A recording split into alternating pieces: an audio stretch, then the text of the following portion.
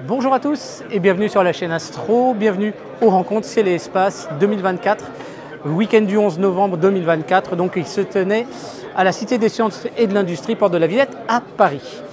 Comme tous les 2 ans, ce rassemblement proposé par l'Association française d'astronomie rassemble des clubs, des associations, beaucoup d'astronomes amateurs qui donnent des conférences, mais aussi bien évidemment la majorité des magasins français, des importateurs, etc. L'occasion de voir du nouveau matériel, de découvrir aussi des propositions de voyage, d'hébergement de télescopes, etc. J'y étais présent 2 jours et j'ai essayé d'arpenter au maximum les stands pour vous proposer de découvrir un petit peu ce qui était présenté. Donc voilà, dans des conditions, j'ai envie de dire, assez spontanées, je vous propose de voir ensemble certains des stands que j'ai pu enregistrer en cette première journée des RCE 2024. Et c'est maintenant sur la chaîne Astro.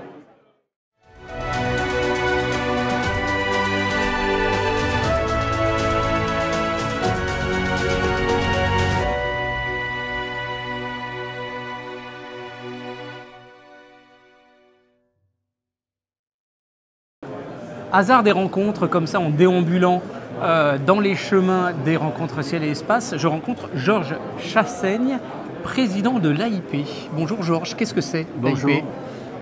L'AIP, c'est la plus grande association de langue française d'astrophoto amateurs.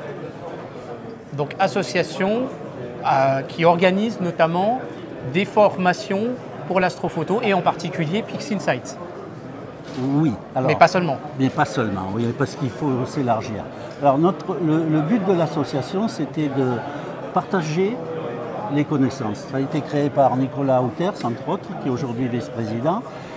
Et donc on continue ce message qu'on avait, c'est de diffuser la connaissance, la partager. Et évidemment, aujourd'hui, comme nous sommes entre 450 et 500 adhérents à l'association, eh bien, on a beaucoup de compétences et on fait de plus en plus de partage avec des vidéos, des stages présentiels, des stages via Zoom aussi. Voilà, on diffuse nos connaissances. Alors là-dedans, il y a PixInsight qui a été, mais il y a Photoshop, il y a Nina, il y a d'autres logiciels que nous avons, Cyril, etc. Et en fonction, en fait, chaque fois que nous organisons un stage, on fait un sondage pour voir ce que nous demandent nos adhérents. Et à ce moment-là, on choisit les stages que l'on va présenter. Et pour orienter le stage aussi en fonction vraiment du niveau des personnes. Il y a plusieurs niveaux, je crois. Exactement. On va du débutant à l'intermédiaire et à l'expert. Et en fonction des demandes, on oriente, on va jusqu'à la table ronde des super confirmés, où là ce sont plus des discussions et chacun amène son savoir-faire. Et ses petites techniques et ses petites astuces. Là c'est plus délicat. Ouais, plus délicat. Alors pour ceux qui ne connaissent pas Nicolas Outers est un des plus grands astronomes amateurs qu'on puisse connaître, je crois. Il a quand même découvert plusieurs nébuleuses. 4 nébuleuses. 4 nébuleuses. La fameuse nébuleuse du Calamar notamment, qui est une cible aujourd'hui. Comme on sait maintenant qu'il y a quelque chose, il y a des astronomes qui la photographient et on peut y arriver. Mais au départ, on ne savait pas qu'il y avait une nébuleuse comme ça par émission. Aussi grande à cet endroit-là. Voilà. Donc voilà l'AIP, donc on peut vous trouver sur un site internet. Alors nous avons 2 sites, nous avons notre site AIP classique et on est sur Facebook également. Voilà, donc de pouvoir adhérer, c'est pas très cher et puis il y a plein de ressources, etc. pour pouvoir progresser. Moi je crois que le rapport entre le prix et puis le gain de ce que vous allez pouvoir apprendre avec l'AIP est plus que favorable. Et j'ajouterais aussi que l'AIP ayant été fondée en 2008, nous avons une bibliothèque de conférences et de séances qui est assez énorme. Et des tutoriels qui sont mis à jour, parce que ça évolue tout le temps. Évidemment, il y en a quelques-uns qui sont anciens, mais on a aussi les mises à jour. Voilà. Bon, merci beaucoup. Merci bien. Et puis bonne continuation à l'AIP, à une prochaine fois j'espère. Bienvenue, merci. Bye. Ok, alors nous sommes maintenant sur le stand de Astre Industrie, entreprise fondée par Cédric Vicarini qui fabrique des télescopes haut de gamme de type Dobson avec Isabelle, son épouse. Donc ici, on a un télescope de 400 mm, fabriqué en aluminium, avec tube de carbone, etc. Donc une conception de la part de Cédric. Oui, c'est ça, une conception 100% française, avec du coup un 400 AF4, avec voilà, une conception vraiment d'un astronome amateur qui a essayé de réfléchir à tout ce qui pouvait du coup avantager l'astronome en termes voilà, de montage, de démontage et puis de visualisation du ciel. Alors dans les bonnes idées, par exemple, le système de fixation des tubes, voilà, hop, hop, avec une boule et puis ensuite un blocage qui se fait, très rapide à monter. Un télescope très souple dans les mouvements, motorisé. Oui, motorisable. Motorisable si on le souhaite en option. On peut, du coup, en option, avoir une motorisation avec un suivi et un go-to de type EQC Skywatcher. Ok. Là-dessus, il y a plusieurs diamètres qui sont proposés. Oui, en fait, on part du 300 mm qui n'est pas proposé du coup en visualisation. Là, on a le 400. Ici derrière le 500 mm à f4 et on peut aller jusqu'à 1 mètre. Voilà, c'est toute possibilité. Donc sur la partie présentation de type Dobson, voire du tube à monter sur monture équatoriale sans problème. Donc aussi des structures qui pourraient s'envisager sur, donc en structure équatoriale pour pouvoir faire de l'astrophotographie notamment, etc. Exactement. Ok, donc Cédric est là, il est très très pris, c'est pour ça qu'on est obligé de tourner l'épisode comme ça. Merci de répondre comme ça au pied levé sur les réponses. Astre Industries, ça fait combien d'années maintenant? Ça fait 12 ans que la société 12 ans, est créée. D'accord. Okay. Astre Industries, à la base, c'est une structure qui travaille pour l'industrie, donc de la fabrication et de la machine spéciale pour le monde de l'industrie, automobile, pharmaceutique, agroalimentaire. Et puis un passionné d'astronomie qui, dès le départ, a monté sa structure avec le petit prénom Astre, parce que le but, c'était de fabriquer du matériel pour l'astronomie et d'allier tout le savoir-faire de l'industrie au service du monde de l'astronomie. Voilà, donc effectivement, quand on voit la réalisation avec des conceptions en aluminium, fraisées à la CNC, etc., vraiment une construction très rigide. On voit que le travail a été vraiment fait dans les règles de l'art, donc vraiment du très beau travail. Merci beaucoup pour avoir répondu à nos réponses. Comment est-ce qu'on peut vous retrouver sur Internet? Il y a un site Internet pour pouvoir envisager des commandes et tout ça? On a une page LinkedIn et puis Cédric Vicarini a des posts sur Instagram aussi. On peut le retrouver sans problème sur les réseaux. Bah voilà, merci beaucoup. Merci. Et puis donc les télescopes Dobson et Serrurier de Astre Industries. Ok, nous sommes ici au stand de Astro Colibri, une application sur smartphone et un site internet pour vous permettre de planifier un petit peu des petites observations quand même assez intéressantes. Bonjour Mathieu. Bonjour. Donc l'objectif de l'application, c'est d'aider à l'observation de phénomènes qu'on appelle transitoires, donc des phénomènes variables dans le ciel. Donc l'idée pour ça, c'est qu'il y a tout un tas d'instruments qui ont des champs de vue très larges, qui ont des capacités à détecter ces phénomènes, pas forcément à bien les caractériser, mais peuvent donner des alertes. Et ce qu'on fait avec cette application, c'est qu'on va écouter le plus possible de ces instruments qui nous envoient des alertes. On va tous les centraliser au même endroit dans nos bases de données pour après essayer de permettre à l'utilisateur de savoir un peu tout ce qui se passe dans le ciel, mais aussi de leur donner des aides pour choisir lesquels ils doivent observer à l'aide de systèmes de filtres, mais aussi est-ce que simplement ils peuvent les observer, donc avec des graphiques pour représenter où va se trouver la source dans le ciel, ce qu'elle donc sera si elle est visible, au-dessus de l'horizon, machin, etc. Voilà. Donc typiquement, on parle tous les mois de Betelgeuse et d'une hypothétique explosion de Betelgeuse. Bon, a priori, de notre vivant, il y a une très faible probabilité, on est d'accord. Si jamais un jour elle venait à exploser en supernova, votre application pourrait nous donner l'information quasiment immédiatement. C'est ça, dès qu'un instrument nous envoie l'alerte, en quelques secondes, c'est dans l'application. Et puis avec la version mobile, on peut même recevoir des notifications.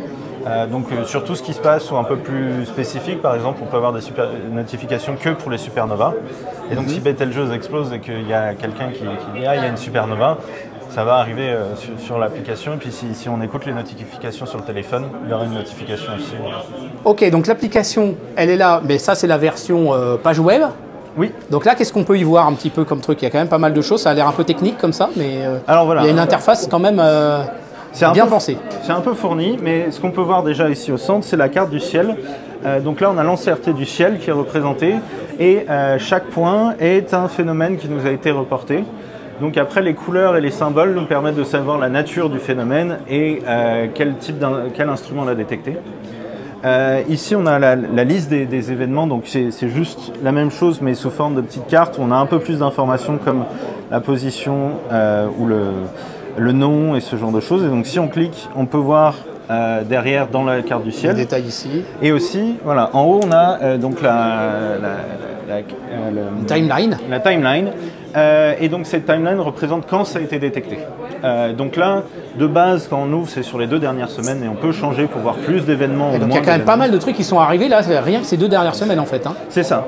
Alors ce qu'on voit, on voit beaucoup d'étoiles. Donc les étoiles, c'est tout ce qui est phénomène détecté par des observateurs optiques, donc transitoires optiques. Les étoiles pleines, c'est des supernovas. Donc on voit que des supernovas, on en détecte pas mal dans des supernovas dans d'autres galaxies. Okay. Donc la plupart assez lointaines, mais des supernovas assez proches qui peuvent être potentiellement détectées par des astronomes amateurs. Je dirais qu'il y en a au moins une par mois qui arrive, c'est quelque chose. D'accord. Je prends un exemple. La galaxie du feu d'artifice, qui est quand même hyper connue pour ça, à l'instant où il y a une supernova qui pète dedans, en combien de temps vous avez l'information par rapport à toute votre chaîne qu'on a vue tout à l'heure? Alors, je dirais, là, la limitation dépend plus des instruments qui observent. C'est-à-dire, quand est-ce que, s'ils viennent de l'observer juste avant qu'elle pète, bah, peut-être qu'il y aura plusieurs heures de délai avant qu'ils l'observent à nouveau. Et donc, il y a l'information qui soit transmise. Donc, il y a des instruments qui sont vraiment à la recherche comme ça et qui parcourent les cibles en permanence. C'est ça. Il y a même des astronomes amateurs qui le font et qui, après, reportent sur un site spécifique qui s'appelle Transient Name Server. Alors, on parle quand même d'amateurs très, très équipés et très motivés. Il y en a qui sont assez férus de ce genre de choses. Mais voilà, il y a des astronomes amateurs qui observent toutes les nuits, parfois plusieurs fois par nuit, un certain nombre de galaxies pour essayer de les trouver et de s'informer qu'il s'est passé quelque chose. Par exemple, une des supernovas l'année dernière, 2023 IXF, dans la galaxie M101, a été trouvée par un amateur parce qu'il a été là, il l'a observé au moment et il n'y avait pas d'astronome professionnel qui l'observait à son moment. J'avais entendu dire qu'il y avait quelques années de ça, il y avait un Chilien qui, pendant qu'il était en train de faire ses captures, a eu la supernova pendant la série de captures.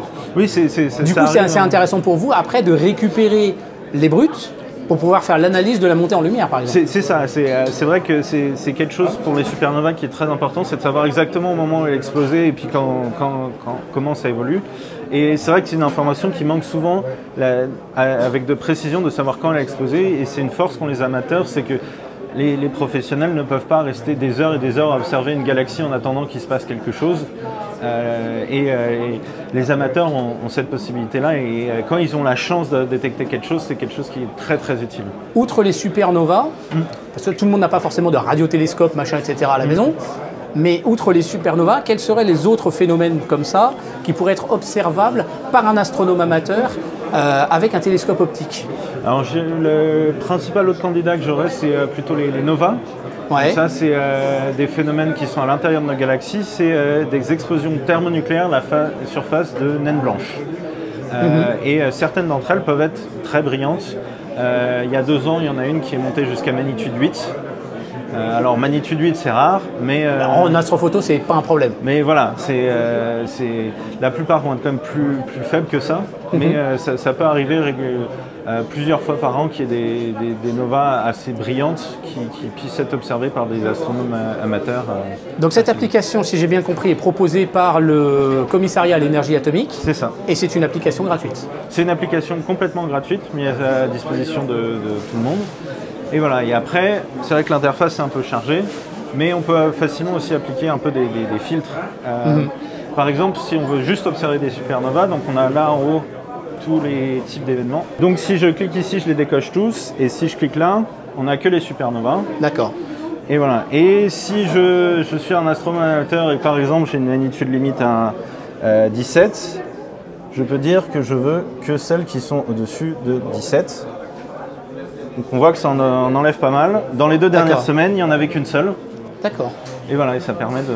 Après, du coup, ça nous indique les coordonnées de la cible. C'est ça. Ça, c'est quelque chose qu'on peut injecter. Il y a un peu des automatismes pour l'injecter après ça dans un autre logiciel, par exemple de Nina ou Prism pour piloter un observatoire. Prism, c'est développé. Ouais. Il y a Jean-Luc Godard qui va en parler lors d'une conférence ce week-end. Avec d'autres outils, pour l'instant, c'est pas développé. Mais Bon, s'il faut le faire y a des manuellement, contacts, mais ceci voilà. dit, ouais. Okay. Et après aussi, par tous les liens qui sont en bas, on peut aussi voir un peu à quoi ressemble la région du ciel. Par exemple, avec si on va sur Aladin, Aladin, ça nous envoie directement à cet endroit-là. Et là, on peut voir que ouais, d'accord. on a une galaxie qui a l'air d'être une galaxie spirale, et ça a l'air d'être en effet plus ou moins dans un bras. Alors bon, il y a des fois. Là, il va falloir avoir de la focale quand même pour arriver à la distinguer. C'est ça.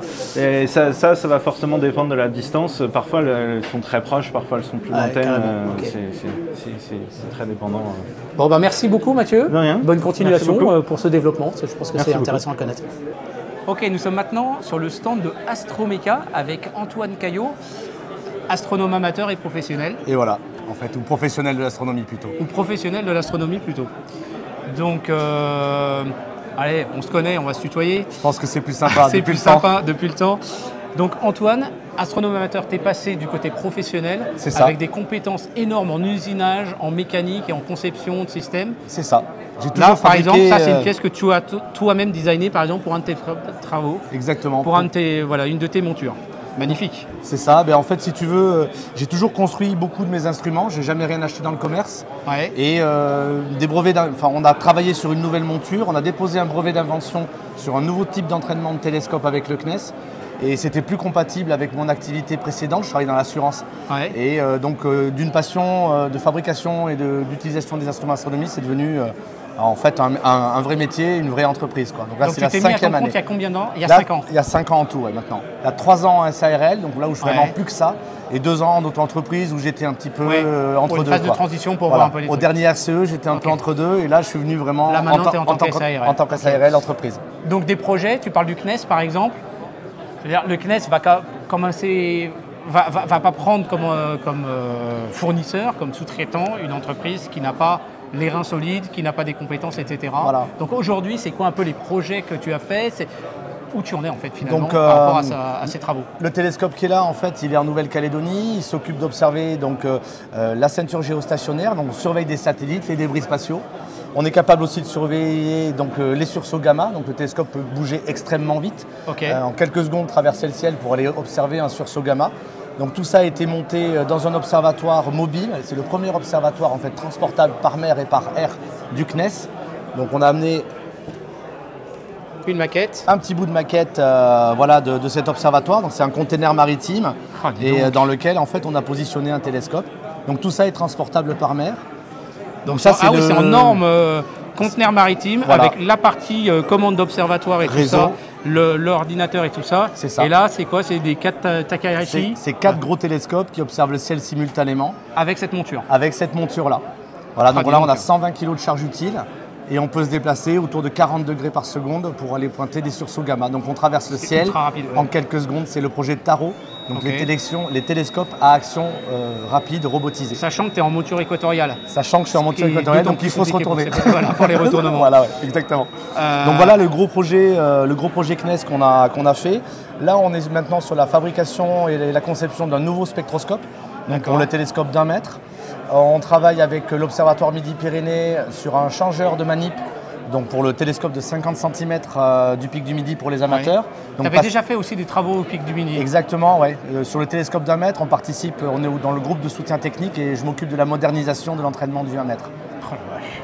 Donc des très très gros projets. Ouais. Voilà. Effectivement, il faut des compétences techniques où là, on n'a plus de... C'est plus de l'amateurisme. Là, on est vraiment dans de la CNC, etc. Donc, tu as ton propre matériel de CNC. C'est ça, on a un gros tour, une grosse fraiseuse, mais ça n'empêche pas d'avoir des machines traditionnelles. On a des amateurs qui nous réclament, par exemple, des barres de contrepoids en inox, on les fait. Des petites pièces d'adaptation qui n'existent pas dans le commerce, où Sébastien Vauclair, Optic Hunter-Linden ou d'autres n'arrivent pas à répondre. Donc, on est capable de faire des trucs à te demander, des petites choses. Ouais, tout le monde a des choses à te demander. Ah bah merde, je vais devoir attendre. Voilà, sûrement. Et donc voilà, donc on a ce genre de projet-là en cours. On a 2 autres machines bien particulières, donc tu as vu que la monture était quand même bien étrange. C'est comme une direct drive, mais en fait pas trop, il y a un brevet d'invention particulier dedans. Et on a 2 autres machines en cours de fabrication.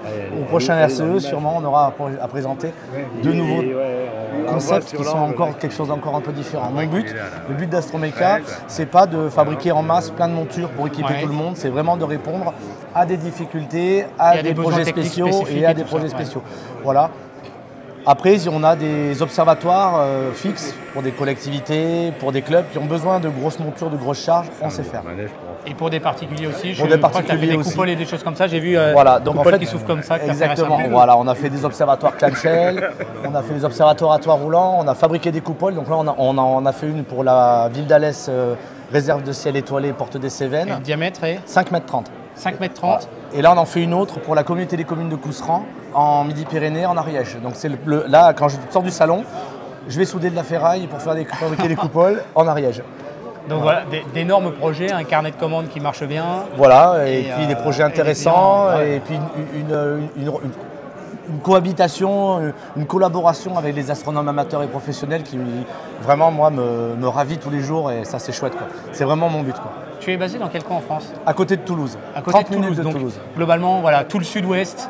C'est une région sur alors tu peux intervenir ailleurs bien évidemment, mais donc cette année, les interventions sont plus faciles quand même dans la région cette année-là, donc les prochains, on va au Chili. Je vais donc à la Serena travailler pour le CNRS. Je vais à la Silla pour travailler pour l'ESO. Je vais au VLT un peu pour travailler aussi. Jaloux. Je vais en Allemagne, on était à Madagascar, on a été en Nouvelle-Calédonie. Je vais en Espagne, on doit aller au Sénégal. Donc effectivement, si tu veux le sud-ouest de France, c'est pratique pour les copains. Mais pour il y a un bon aéroport à Toulouse, voilà, c'est quand même déjà pas mal. Pour le boulot, c'est monde. On a quelques contacts avec le Canada. Et quand même, franchement, pour l'astronome amateur qu'il y a encore au fond là, c'est top. C'est génial comme vie. Top. Tu fais vraiment ce que tu aimes, tu vas dans les endroits les plus mythiques sur Terre. Exactement. Et je le fais sans avoir voulu en mettre plein la figure. Le Chili, ça fait 10 ans qu'on me propose d'y aller. C'est la première année que j'accepte. Pourquoi? Parce que j'y vais pour travailler. Je vais travailler sur le télescope. T'es jamais allé en amateur au Chili? Non, je vais travailler pour le télescope Tarot. C'est un pays qui est merveilleux. Là, je vais travailler pour le télescope Tarot. J'ai des actions de maintenance à mener sur le télescope. J'ai jamais voulu voyager comme ça pour la partie travail. J'ai toujours voulu amener l'astronome amateur que je suis à une qualité d'un astronome professionnel, avoir une certaine légitimité à voyager et pas être une valise. Et aujourd'hui, l'avantage, c'est que les gens me connaissent pour ça, et ça, c'est chouette. Magnifique. Donc, plutôt une expertise vraiment sur les installations lourdes, en fait. Exactement. C'est-à-dire les installations sol, les coupoles, les toits roulants, les clamshells, etc. Les montures de très forte capacité. C'est ça.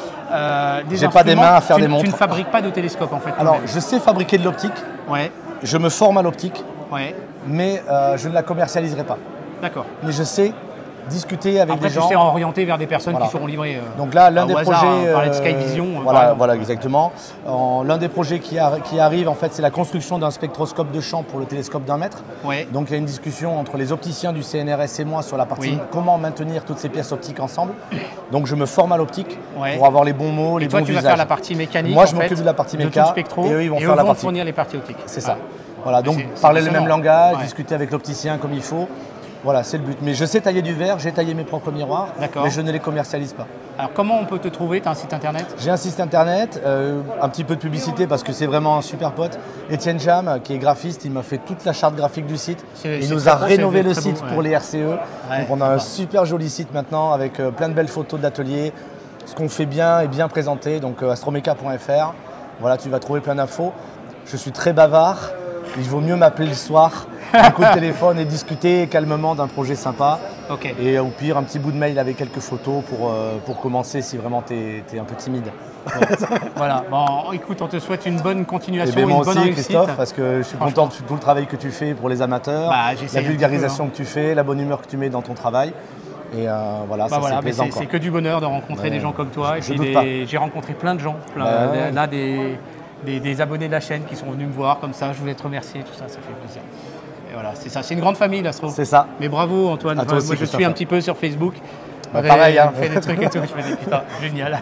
Et là, les RCE, c'est la grande, c'est l'espèce de cousinade. On croise toute la famille qu'on voit pas souvent. Tout le monde se connaît ici. Voilà. Allez. Salut. Bonne continuation. À toi aussi. Ok, nous sommes sur le stand de AstroShop, quand même très très gros magasin, un des plus grands en Europe. Certes, probablement le plus grand en Europe. Donc AstroShop allemand, mais aussi AstroShop France. Mathieu, bonjour et merci de m'accueillir.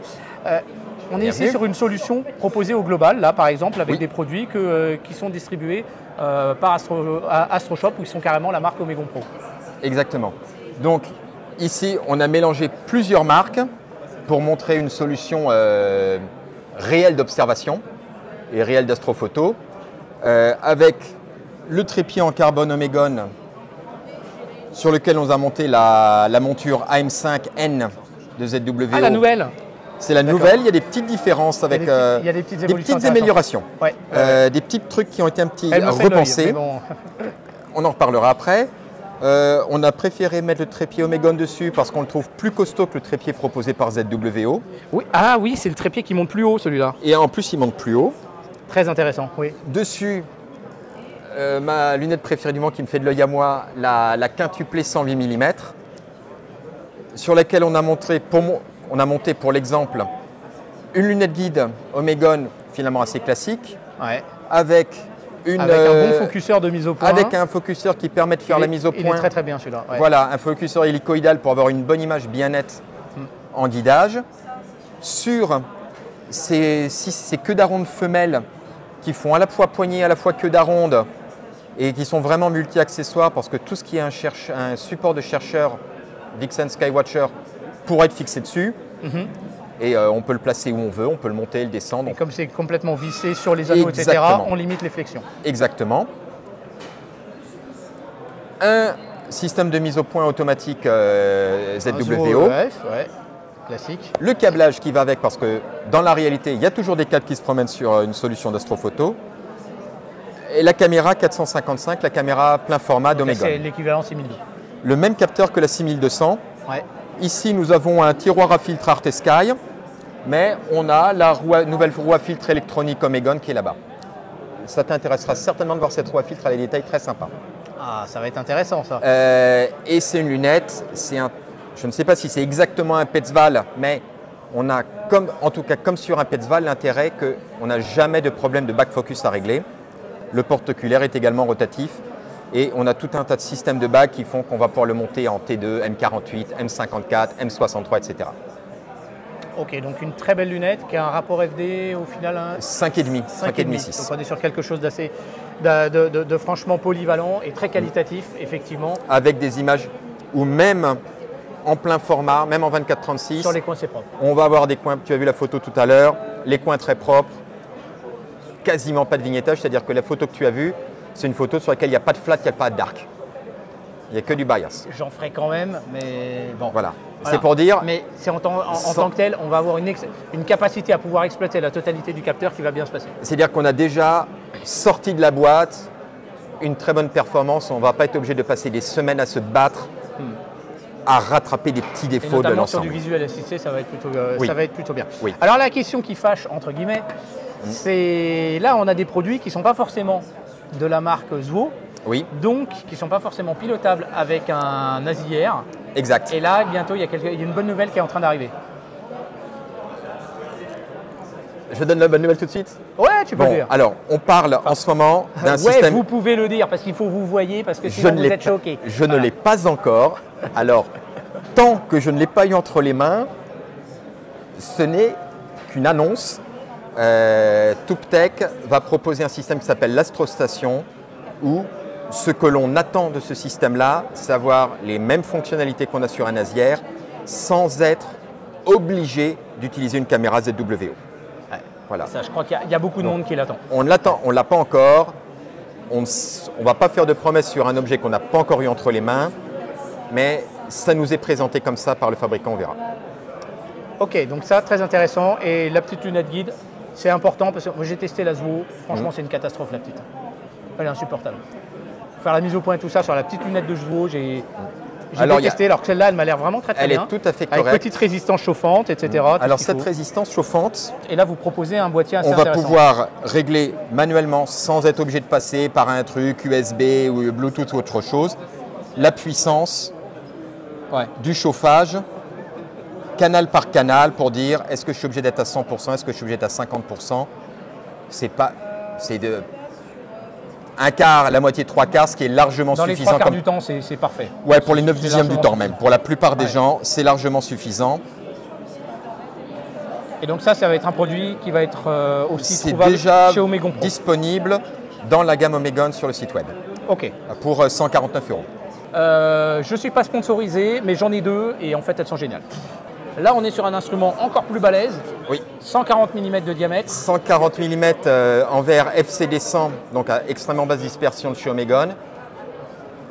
C'est une lunette native à f7 avec un réducteur de focale et un réducteur aplanisseur bien entendu, que nous avons monté sur la nouvelle Wave 150 de Skywatcher. Qui vient de sortir. Voilà, c'est Monture Harmonic Drive, on est en novembre, les premières sont arrivées en septembre. c'est ça. Voilà, ça c'est le modèle que j'ai testé pendant le mois de septembre. Les gens qui aiment la AM5 qu'on a vue est une monture avant tout pour l'astrophoto. Ouais. Ceux qui veulent une monture qui est capable autant en astrophoto qu'en visuel vont peut-être préférer celle-ci parce que qu'on t'as peut, toujours la raquette SynScan. on peut mettre une raquette SynScan Ah, et ça, c'est- avoir la boîte à boutons, taper NGC la cible, 4831. faire l'alignement 3 étoiles. En fait, elle va s'utiliser comme une SynScan, Voilà, mais avec les avantages de la monture harmonique. c'est ça. Il y a un truc très intéressant sur cette lunette, est-ce que vous pouvez m'expliquer? Ça, c'est le réducteur de tous les réducteurs de focale vont créer. On va être obligé de respecter un certain back focus, Un back focus, de trouver faire un des back épisodes focus dessus, etc. idéal pour avoir l'image la plus ponctuelle avec Voilà, sur les bords l'ensemble, de l'image et la bonne lunettes, planéité réducteur de focale, Voilà. tous les accessoires qu'on a et notre capteur. Et une des astuces de ce réducteur de focale, c'est qu'on va pouvoir régler le back focus par cette petite bague. En fait, quand je tourne cette bague, les lentilles, le groupe de lentilles du réducteur va se déplacer à l'intérieur du boîtier, donc on ne va pas être obligé de rajouter des bagues, de de machin, démonter ouais. le réducteur de focale, rajouter des bagues chaque fois qu'on fait le réglage. On va pouvoir affiner. Donc là, chaque graduation, c'est quoi? C'est un dixième de millimètre? C'est 5 on voit 5 Ça, c'est 5 mm. Ça, c'est 5 mm. Donc on a un ajustement en fait de la position du correcteur de champ. Et après, derrière, bien évidemment, on refait la mise au point. Voilà. Et on a un truc qui est pas. Donc, on l'a placé avec l'asière de ZWO pour montrer qu'on peut piloter une Skywatcher avec cette asière. Sur l'asière, on a le splitter qui permet d'alimenter deux résistances chauffantes, même si c'est du format RCA, le format classique Ouais. des résistances chauffantes. Et on l'a mis sur notre notre triple support de chercheur Omegon, parce que quand on fait de la photo, on se retrouve vite à avoir beaucoup d'accessoires qui ont besoin d'une queue d'aronde. Et là, ça permet sur un support de chercheur d'avoir 3 systèmes à queue d'aronde séparés. Intéressant, belle bête. Voici la nouvelle roue à filtre Omegon, roue à filtre électronique. On avait beaucoup de roues à filtre manuelles chez Omegon. Ça, c'est la première roue à filtre électronique avec un filetage M54 qui, avec l'agrandissement de capteurs, est en train de devenir une nouvelle norme. De plus en plus. Dans l'astrophoto. Ouais, le Alors, M48, ça commence à devenir problématique parfois. Alors, c'est évidemment fourni avec une réduction en M48 c'est nécessaire. ou en T2. C'est un système électronique qu'on peut piloter avec Nina ou n'importe quelle autre solution libre Ok. ou d'astrophoto. Et l'astuce de ce système, c'est que les carousels sont interchangeables. Souvent, on a des gens qui se posent la question, acheter un filtre, ça coûte cher, acheter un jeu de filtres, ça coûte cher. Des gens qui achètent une roue à filtre qui se demandent, est-ce que je prends des filtres en 1 pouce 1/4, est-ce que je les prends en 2 pouces, etc. Ben, cette roue à filtre, vous l'achetez dans le format que vous voulez et ensuite, on a le carrousel qu'on veut. Ça, c'est une bonne idée, ça. 31,7, 36 mm, 50,8. Donc quelqu'un qui a peur de faire une erreur en prenant tel ou tel format, on pourra toujours lui dire, vous inquiétez pas, si aujourd'hui vous avez des filtres en 31,7 et qu'un jour vous voulez passer en 50,8 pour une raison X ou Y, vous pourrez simplement changer le carrousel. Là c'est pour mettre des filtres montés, hein, celle-là. Hein. Oui. Ok. Alors on peut mettre des filtres montés ou non montés, mais là, c'est avec le filetage pour le filetage M48 des filtres 50,8. Ça, c'est une très très bonne idée parce que c'est vrai qu'une mine de rien, une roue à filtre, ça coûte quand même un bras et de pouvoir simplement changer les plateaux, c'est vraiment une super bonne idée. Voilà. Et après derrière, en fait, il faut dire dans le paramétrage quel est le plateau en cours d'utilisation. C'est ça. Donc, on va de toute façon avoir des repères qui permettent au système de savoir où il en est. Ouais. Donc, quand vous mettez quand on remet le carrousel dans sa roue à filtre, alors notez quand même sur un petit bout de papier quel filtre vous avez mis à quel endroit. Bien sûr. On va revisser ça. faut se donner quelques minutes tranquilles parce que c'est quand même des petites vis. Il faut se donner quelques minutes sur une table bien propre. Et ensuite, on va recalibrer la roue à filtre simplement en cliquant sur un bouton dans l'application. Et le système, le capteur électronique va retrouver va avoir une lecture des différents points qui fait qu'il va retomber sur ses pattes et savoir où il en est. Intéressant. Voilà. Donc ça, c'est vraiment un accessoire malin pour un système qui d'habitude coûtait toujours très cher. Je vois qu'il y a une belle petite boîte orange là. Donc Stellar Armate Pro, eh bien c'est une alternative aussi à la ZR qui supporte à peu près toutes les marques, qui est capable de commander un dôme, etc. Et c'est basé sur des solutions au fait open source. Je crois que le développeur de Keystar et de je sais plus quoi, en fait c'est le même développeur. Et donc il y avait le Stellar Armate qui lui n'avait pas les sorties, notamment toutes les sorties de puissance qui étaient pilotables. Mais avec le Stellar Armate Pro, c'est la première fois que je le vois, c'est un beau petit boîtier. Bah là, on a des sorties de puissance qui peuvent être commandées. Donc c'est vrai que ce n'est pas tout à fait donné, mais c'est une super solution. On connaît l'Eagle, j'ai fait un épisode dessus, de Primaluce Lab. Et ça, c'est encore une autre solution alternative. Et ça se pilote aussi avec un smartphone. Je recommande quand même plutôt l'utilisation d'une tablette parce que l'écran, c'est plein de petits trucs. Il y a besoin c'est un peu difficile à cliquer quand même dessus. Mais c'est une belle solution à connaître.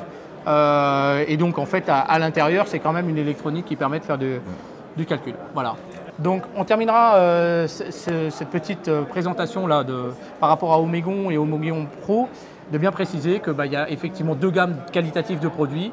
Une gamme Omegon qui sera plutôt orientée un peu débutant, une gamme Omegon Pro où il y a vraiment un travail que vous êtes en train de faire sur des produits développés et destinés à l'astrophotographie. Voilà. Et Omegon, ça reste une marque généraliste. Voilà. Et même dans la gamme Omegon Pro, on va avoir différentes gradations. Comme par exemple, on a vu 2 lunettes apochromatiques avec 2 systèmes optiques différents, des verres différents pour finalement des utilisations un petit peu différentes, même si dans les deux cas, ça reste des instruments très polyvalents. Voilà. Merci beaucoup Mathieu. Merci Christophe. Bonne journée. Bonne visite. Cette année à nouveau, les éditions AstroSurf Magazine et Axilon étaient présentes au RCE pour présenter les dernières publications. Voilà, merci pour le sourire. Voilà, donc avec le sourire, vous présentez les différentes productions et notamment, j'ai vu une petite nouveauté cette année, ici. Ah, c'est une nouveauté ça. Tout ça. Oui, les 20 ans d'articles d'AstroSurf Magazine regroupés dans des CD selon le thème. Ça, c'est une très très bonne idée de tout classer. Ouais, effectivement, pour ceux qui n'étaient pas encore abonnés, c'est un moyen de rattraper le retard. Exactement. Et puis tous les ouvrages qu'on connaît des années précédentes, qu'on a déjà vus. Voilà. Merci. De l'autre côté, bien évidemment, vous retrouvez tous les principaux bouquins parus chez Axilon, qui sont vraiment des ouvrages de référence. Vous en connaissez un certain nombre. La Lune, le solaire, le planétaire, l'astrodessin. Voilà, donc tout ça, c'est des éditions AstroSurf et Axilon qui étaient présentes à CRCE. Alors, AstroSurf lance aussi la Team AstroSurf. C'est un télescope CDK Planet Wave de 500 mm de diamètre. Et en fait, l'idée, c'est de pouvoir prendre du temps de télescope. Donc c'est un télescope situé au Chili et en fait il y a plusieurs formules, donc ils sont encore en train de prospecter, de voir la faisabilité par rapport à ceux que ça pourrait intéresser. Plusieurs formules qui permettraient de récupérer quelques brutes chaque mois ou même jusqu'à une formule un peu gold qui permettrait carrément de prendre le pilotage de ce télescope. Et il y a aussi un C11 installé en Espagne, donc celui-là il est installé chez Obstec au Chili et puis le C11 est installé chez EI en Espagne. Et donc de pouvoir faire des prises de vue comme ça avec des télescopes en remote. Donc c'est un peu similaire à l'association que je prévois moi aussi de lancer. Mais ce sera une formule différente. Ok, nous sommes maintenant sur le stand de Azure 3D Print. Vous avez peut-être entendu parler de Vincent, un astronome amateur qui s'est lancé en micro-entrepreneur sur de l'impression 3D avec des produits designés par lui-même, notamment au service des astronomes amateurs. Tout à fait. Bon, alors tu es ici, c'est une petite consécration quand même. Complètement, c'est une petite consécration. J'ai déjà fréquenté le salon en tant que visiteur à plusieurs reprises. Alors, je ne sais plus les dates exactes, mais à plusieurs reprises. Ouais.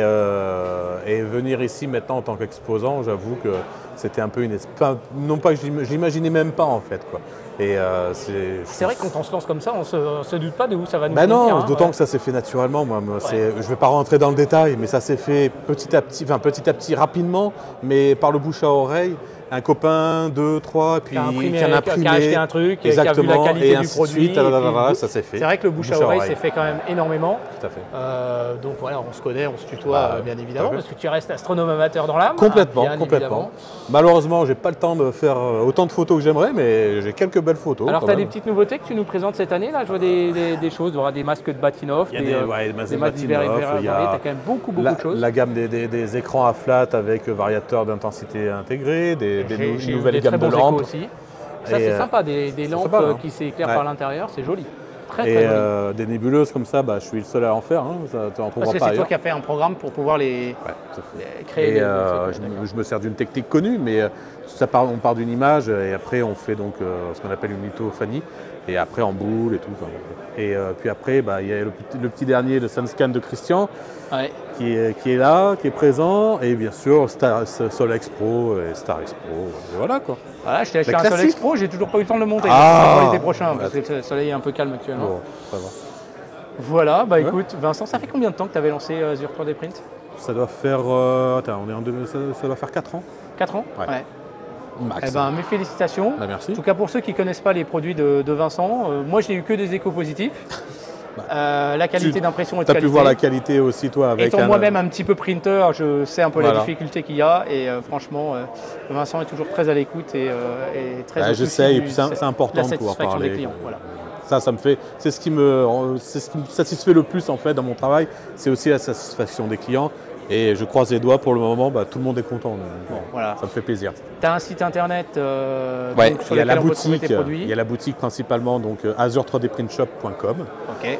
Et puis s'il y a des besoins autres, même d'impression 3D, je fais, puisque je fais pour des mairies et autres qui n'ont rien à voir avec l'astronomique. Alors sachant que sur des produits comme ça et le Solex Pro, tu utilises des filaments, on pourrait avoir peur de quelque chose de noir, tu utilises des filaments qui résistent à la haute température. Tout à fait. J'ai certains filaments qui résistent à 160 degrés. 160 degrés. Donc en fait, ils peuvent être en plein soleil, ils vont pas ils ne risquent pas de bouger. Le PLA chez moi, c'est juste pour faire des lampes. C'est tout.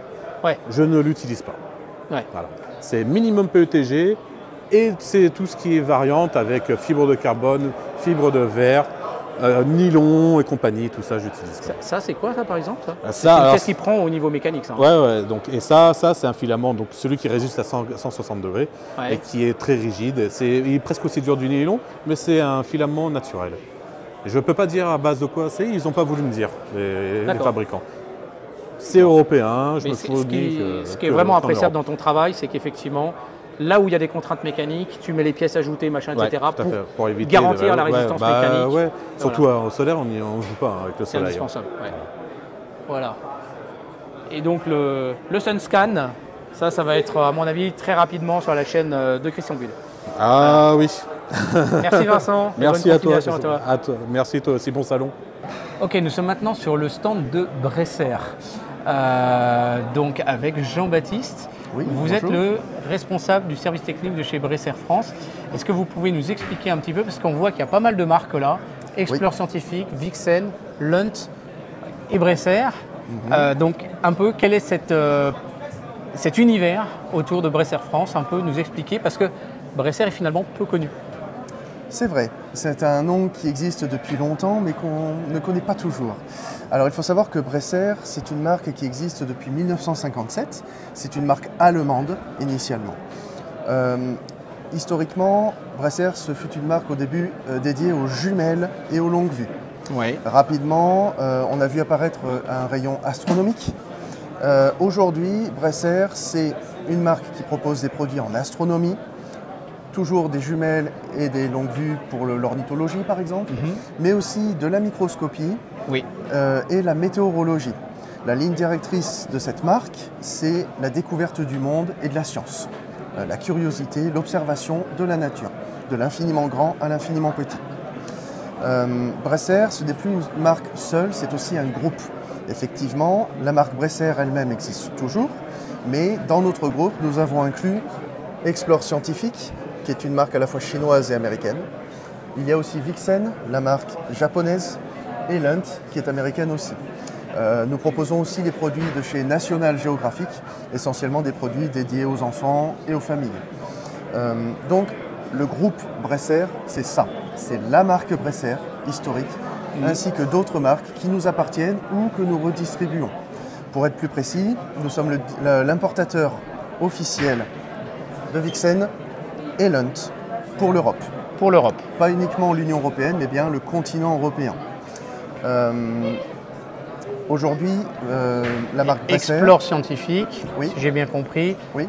a le même propriétaire que le propriétaire de Bresser, c'est ça? Il est vrai que la même propriété, c'est deux familles, deux entreprises complètement sœurs en fait. Tout à fait. Aujourd'hui, une seule et même personne est à la tête de Bresser, mais aussi d'Explore Scientifique. En Europe, c'est le même groupe.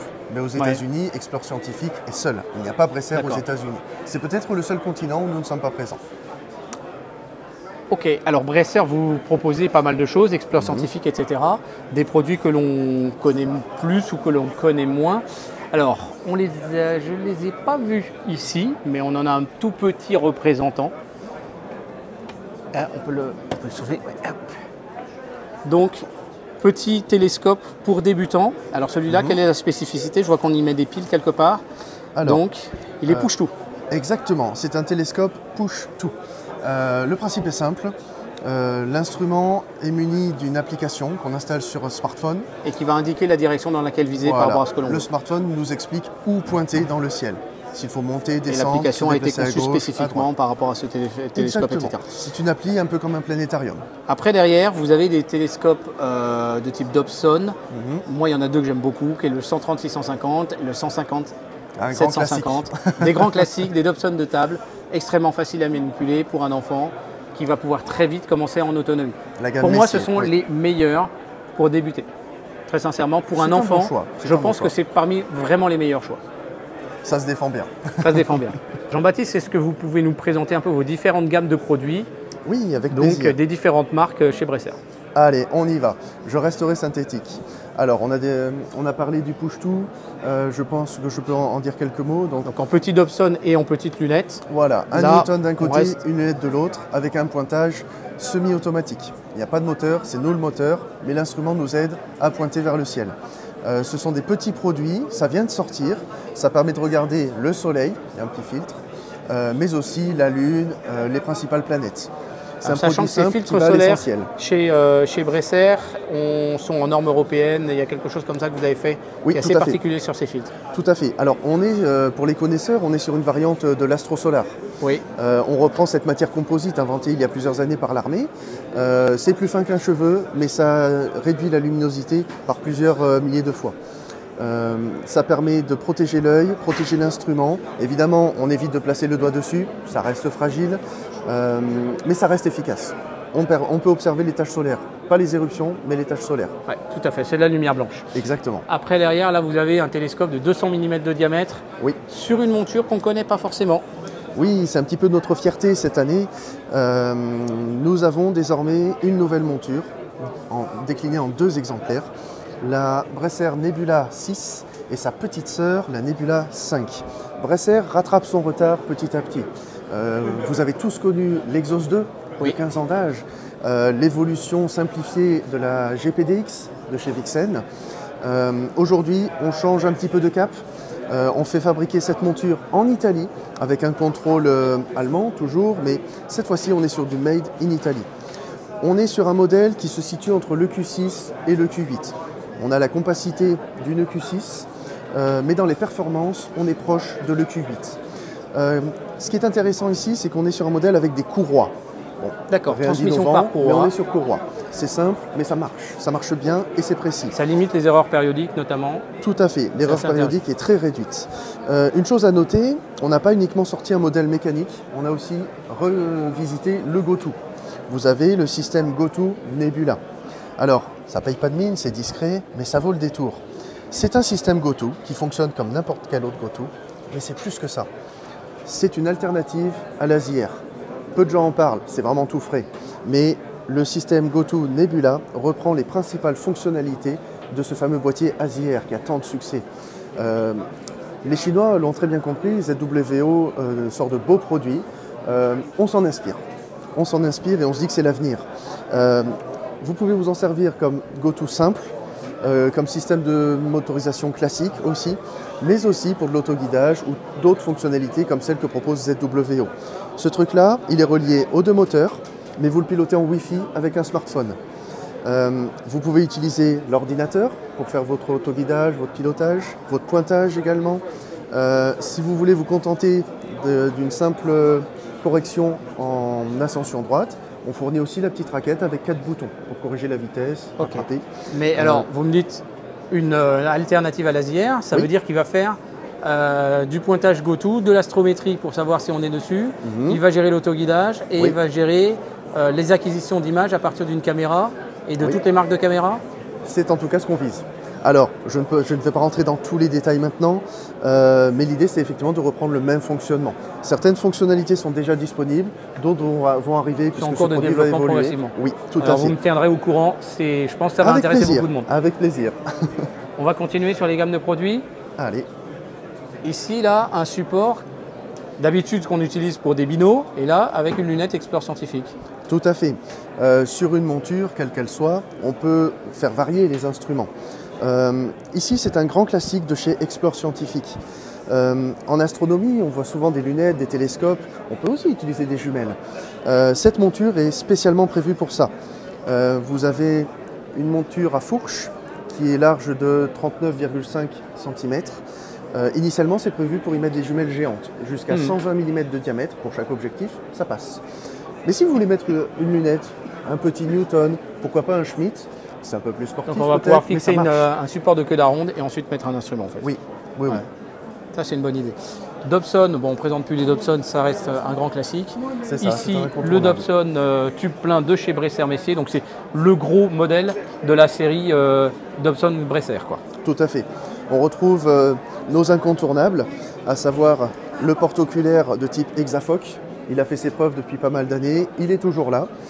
Vous pouvez y mettre des instruments en 1 pouce 1/4, en 2 pouces, que ce soit du visuel ou de la photo. Vous pouvez placer un viseur en dessous ou en dessus. Ce qui est intéressant sur le 300 mm, c'est que le tube, il n'est pas en métal. En tout cas, pas le même que les précédents Newton. Ici, on est dans une matière qu'on surnomme le GFK. C'est une matière composite un peu plus légère. Quand on a un grand tube d'1,50 m comme ça, c'est pas plus mal si on peut réduire le poids. Et qu'est-ce que ça donne au niveau dilatation? Alors, dans le pire des cas, c'est identique au tube classique, y compris des autres marques. Dans le meilleur des cas, lorsque les conditions sont optimales, en réalité, c'est bien plus performant. On va vraiment jouer dans les détails, mais ça marche bien. Ok, et on a les anneaux qui permettent de permuter le sens du porte-oculaire, donc ça c'est assez intéressant. À tout moment, on peut effectivement modifier l'orientation ou l'équilibrage du tube. Et une chose à savoir, je pense que nos auditeurs le savent, lorsque vous détachez les deux arceaux, il est possible de fixer une queue d'aronde. Et à ce moment-là, le tube, vous pouvez le placer sur une monture équatoriale, par exemple. Il faut la monture massive, mais ouais, ok. Et là, ici, une grosse bête, Explore Scientifique. Pour moi, les meilleurs Dobson, je vais être honnête. Les meilleurs Dobson en production en série, j'ai envie de dire, puisqu'on est sur un télescope démontable. Ici, c'est le 400 mm. Tout à fait. On est sur le modèle 16 pouces, la deuxième génération des Dobson Explore Scientifique. Les Dobson Explore Scientifique ultralight, c'est une longue histoire, longue mais de plus en plus belle. Ici, si vous voulez un télescope avec un diamètre un peu plus grand, tout en restant transportable, démontable, c'est exactement ça qu'il vous faut. Voilà, ça se range dans deux caisses au final. Voilà. En réalité, là, ça paraît volumineux. On est sur une focale d'un peu plus d'1,5 mètre. Mais une fois démonté, en fin de compte, ça n'est pas plus haut que mon genou. Ça se démonte intégralement. Normalement, on ne peut pas se tromper dans le sens de construction. Et c'est comme les autres Dobson, vous y placez littéralement ce que vous voulez à hauteur du porte-oculaire. Par rapport à la gamme Messier, il y a quand même une différence. Il y a une démultiplication qui est fournie d'origine, chose qui est en option sur la gamme Messier. Et on notera que là, on peut tourner la cage comme on veut de 45 en 45. Oui. Alors qu'est-ce que c'est ça? C'est un Maksutov? Oui, Maksutov casse-grain, 152 mm de diamètre. On est à f12,5. Et avec un beau porte-oculaire derrière qui permet vraiment de faire bien des choses. Oui, on retrouve l'Hexafoc, le grand classique. Explore Scientifique, là on est sur une grosse lunette carbone. Oui, c'est le modèle 127. 127, version carbone. Elle existe en version alu également. C'est une optique ED, c'est ça? Oui, tout à fait. Même plus encore, on est sur une ED Apo. Okay. On a un correcteur de champ qui est déjà intégré ou il va falloir trouver un correcteur de champ spécifique? Non, il n'est pas inclus. Si on en veut un, il faut le rajouter, effectivement. Et vous avez des modèles à proposer spécifiquement pour celle-là? Oui, il me semble que nous en avons un. De tête, je n'ai pas la référence, mais c'est tout à fait possible. Ok, et la monture, ça c'est une Exos 2. Voilà, c'est l'Exos 2. Celle-ci est équipée du système GoTo Nebula. Vous connaissez déjà le modèle avec version Star Tracker, l'ancien GoTo de chez Bresser, qui existe toujours, mais celui-ci est effectivement plus moderne. Ici une bino géante, on en parlait tout à l'heure. Voilà. Voilà, on retrouve la monture Bino 120 chez Explore. On est ici sur un doublé ED. Vraiment, c'est massif, mais c'est magnifique. Alors, on ne le sait pas trop, mais Explore Scientifique, c'est aussi des caméras. Tout à fait. C'est très discret par rapport à d'autres concurrents, mais nous avons des caméras dont nous n'avons pas à rougir. Si on veut de la haute résolution, chez Explore Scientifique, c'est possible. On a ici 2 représentants. Donc, des caméras refroidies qui vont pouvoir être utilisées en astrophoto du ciel profond et planétaire aussi en faisant du ROI. Vous avez ici des chercheurs différents, c'est ça? Voilà, tout à fait. On est toujours selon dans les la même différents marque. besoins. Voilà. Donc, on l'a dit, Explore Scientifique est une marque réputée aussi pour ses oculaires. Là, on a des monstres là. Oui, tout à fait. C'est un petit peu notre fierté, si vous voulez, du très grand champ, plutôt bien corrigé, des oculaires spécialisés pour le ciel profond. C'est ça qu'il vous faut. On a du 82 degrés, 92, 100 degrés. On a même un petit ovni qui est un 120 degrés, un 9 mm 120 degrés. On les surnomme les grenades, c'est un peu lourd, mais quel bonheur d'observer dedans. Et des oculaires de conception récente, bon alors qui reprennent, c'est vrai, les conceptions télévues, mais qui supportent parfaitement la comparaison. Vraiment, moi j'ai des retours excellents. Ensuite ici, vous avez des gammes d'oculaires de chez Vixen, c'est ça? Tout à fait. Ici, on retrouve les fondamentaux de l'astronomie visuelle, des oculaires à champ réduit, on est sur 50 degrés. Par contre, on est sur une formule de type astroplan, une variante de l'astroplan. Ce sont des oculaires planétaires. Le champ est presque orthoscopique, la transmission est enrichie, améliorée grâce à la présence du lantane. Et ce sont des oculaires qui sont à la fois compacts, légers et robustes. Alors, quel est le nom de la série de ces oculaires? Ce sont les Vixen SLV. Ce sont les héritiers de la série NLV, elle-même la descendante des LV, sortis dans les années 90. Ok, alors le groupe Bresser, c'est aussi l'importation des produits de chez Lunt. Et bien là, il y a des beaux instruments et du beau matériel de chez Lunt. Alors d'un instrument là, ici en pressure teneur. Alors là, ici, la grosse, là, elle est intéressante aussi. Oui, c'est la version 100 mm. Version 100 mm. Est-ce que vous proposez des étalons Fabry-Perot qui ne sont pas intégrés à un instrument? Alors, de manière générale, chez Lunt, certaines pièces sont disponibles comme des pièces détachées.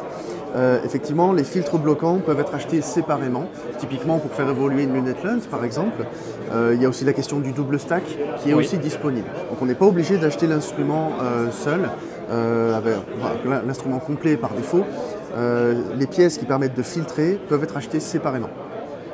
Mais je crois qu'il y a un étalon vraiment séparé. Ça existe complet. Il me semble bien. À vérifier peut-être. Okay. Et puis il y a aussi un produit aussi dans le calcium, je crois, chez Lunt. Un produit? Dans le calcium. Oui, tout à fait. On pense au H-alpha chez Lunt, mais il y a aussi une autre observation qui est le calcium. En visuel, c'est pas toujours très impressionnant, mais en photo, ça vaut le détour. Comment on peut retrouver le groupe Bresser en fait? Vous avez un site internet et puis sinon, on peut passer par des magasins, c'est ça? Tout à fait. Il y a 2 façons de nous retrouver ou de trouver nos produits. Vous avez le site officiel bresser.fr. Vous y trouverez tout notre catalogue dans tous les domaines d'observation. Si vous préférez passer par une boutique d'astronomie, il y a évidemment tous les grands magasins physiques en France, mais aussi les boutiques strictement en ligne. Dans tous les cas, la plupart des revendeurs français sont en mesure de fournir tous les produits dont nous avons parlé. Merci beaucoup. Merci à vous et bon salon. Ok, nous sommes maintenant avec le comité de liaison des enseignants et des astronomes. Qu'est-ce que vous faites là aux rencontres Ciel et Espace? Qu'est-ce que vous faites comme activité d'association? Bonjour, écoutez, comme le nom l'indique, on essaye de faire du matériel à destination des enseignants, mais aussi des astronomes amateurs qui travaillent avec des jeunes. On fait en particulier des hors-séries, hein, comme sur les constellations. Notre dernier, c'était sur les idées fausses, croyances et idées fausses en astronomie. Donc sur tout ce qui est fake news et compagnie. Hein, oh, ça c'est intéressant ça. Très sujet intéressant. Qui intéresse d'ailleurs un public plus large que uniquement les enseignants. Hein. On a une revue aussi, qui s'appelle Les Cahiers Clairaut, qu'on sort aux solstices et aux équinoxes, avec un thème, là c'était sur les climats, climat sur Mars, sur Vénus et sur la Terre. Donc 4 fois par an. 4 fois par an, voilà. Okay. Il y a 2 solstices et 2 équinoxes chaque année. Voilà. Des petites maquettes là, en carton, des maquettes plus élaborées comme la sphère armillaire ici. Sympa de faire ça en découpe laser. Là. Voilà, découpe et gravure laser. Donc on les vend en kit, mais on laisse aussi les plans. Super projet, ça c'est chouette. Les plans sont sur le site, pour ceux qui ont accès à un Fab Lab, ils peuvent se la faire eux-mêmes aussi. D'accord, bien. Voilà, donc tout ça c'est du matériel qu'on peut utiliser. C'est par rapport aux enseignants de quel niveau, de quelle classe que vous avez donc, des tous les matières niveaux, à proposer hein, donc, du CE2 jusqu'à la terminale, etc. Jusqu'à terminale, école prépa, même éventuellement. Donc, d'accord. Dans chaque hors-série, on a des activités pour différents niveaux. Bon, il y a un hors-série et l'astronomie à l'école, là c'est plus pour école primaire et puis et collège, un petit peu lycée. Mais...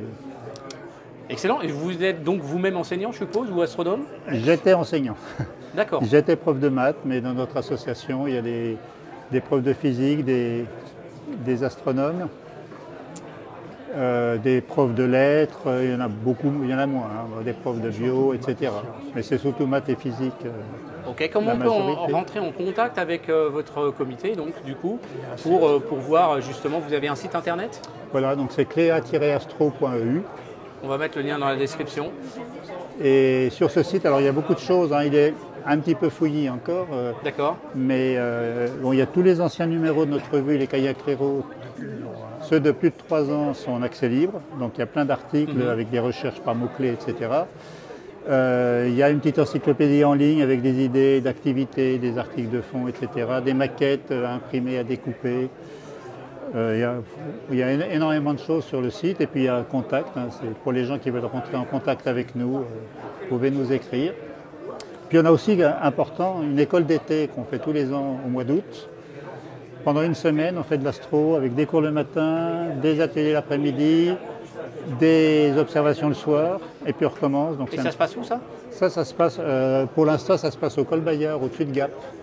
D'accord, au-dessus de Gap. On est à 1200 mètres d'altitude, donc on a en général un ciel, un beau ciel. Chouette. Voilà. Bah, merci beaucoup et bravo à vous. Bah, merci. Donc on met le lien dans la description pour le comité de liaison des enseignants et des astronomes. Merci. Merci.